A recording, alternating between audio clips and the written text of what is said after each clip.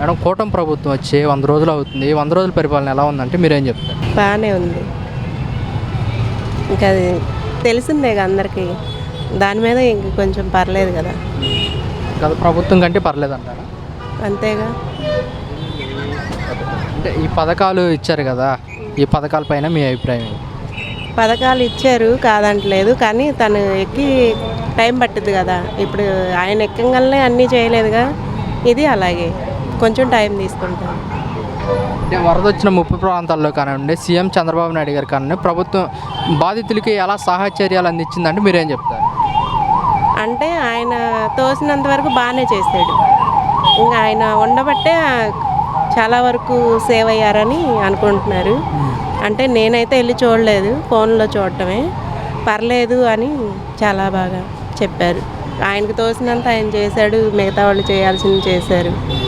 మాకు తగ్గ సాయం కూడా మేము చేసాము. మేడం చంద్రబాబు నాయుడు గారు కూడా మహిళలకు సూపర్ 6 అనే పథకాలు కూడా తీసుకొచ్చారు. అందులో మహిళలకు ఉచిత బస్సు ప్రయాణము, 3 గ్యాస్ సిలిండర్ ఫ్రీ, మహిళలకు 1500 ఇవి కూడా చెప్పారు. వీటిపైన మీ అభిప్రాయం? అవి ఇస్తానన్నారు, కానీ ఆయన మాట చెప్తే ఖచ్చితంగా ఇస్తారు. కథ కొద్దిగా టైం పట్టిద్ది. ఎందుకంటే ముందున్న ఆయన చేసినవి అన్నీ కొద్ది గొప్ప లావాదేవీలు ఉంటాయి కదా, అవన్నీ తీసుకొని కానీ ఇచ్చేస్తారు.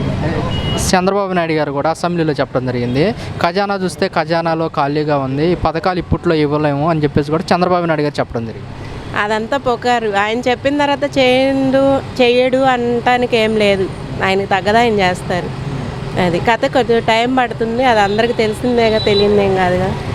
అంటే ఈ పథకాలు ఇచ్చే క్రమంలో లేట్ అవుతుంది కదా, మరి ప్రజలకి ప్రభుత్వం మీద వ్యతిరేకత వచ్చే అవకాశం ఉంటుంది కదా. ఆయన కావాలి అనుకున్నప్పుడు కొద్దిగా లేట్ అయినా ఓర్పుతో ఎదురు చూస్తేనే కదా ఏదైనా ఫలితం ఉండేది. ఇప్పుడు అంతకుముందు ప్రభుత్వం ఎక్కగానే ఏది అమలు చేయలే, 1 సంవత్సరం దాటాక అట్లా చేశారు. ఇది అలా కాదు, ఆయన ఎక్కి 100 రోజులు అవుతుంది కదా, చిన్నంగా అది కూడా చేస్తారని మా నమ్మకం ఆయన మీద. మహిళల కోసం రేపు దీపావళి నుంచి కూడా ఉచిత గ్యాస్ పథకాన్ని అమలు చేయాలని కూడా ప్రభుత్వం నిర్ణయించింది. దీనిపైన మీ అభిప్రాయం ఏంటి? ఇస్తారనే నమ్మకం ఉంది. ఆడవాళ్ళని ఎప్పుడు మోసం చేయడు, ఆయన నమ్ముకున్నాం కాబట్టి. అంటే ఈ గ్యాస్ రావడం వల్ల మీకు ఎలాంటి బెనిఫిట్స్ ఉంటాయంటే మీరు ఏం చెప్తారు? ఉచిత గ్యాస్ అంటే కొద్దిగా సేవ్ అయినట్టే కదా. ఇప్పుడు మధ్యతరగతి వాళ్ళం చేసుకుంటే తినేవాళ్ళం, లేకపోతే లేదు. అందులో 3 గ్యాస్ బండ్లు అంటే కొద్దిగా సేవ్ అయినట్టేగా. వచ్చే జీతాల మీద ఉండి లేక సర్దుకుంటూ పిల్లల్ని చదివించుకుంటూ ఇదవుతున్నాం కదా. దాన్ని బట్టి కొద్దిగా మాకు అండగా ఉన్నట్టు.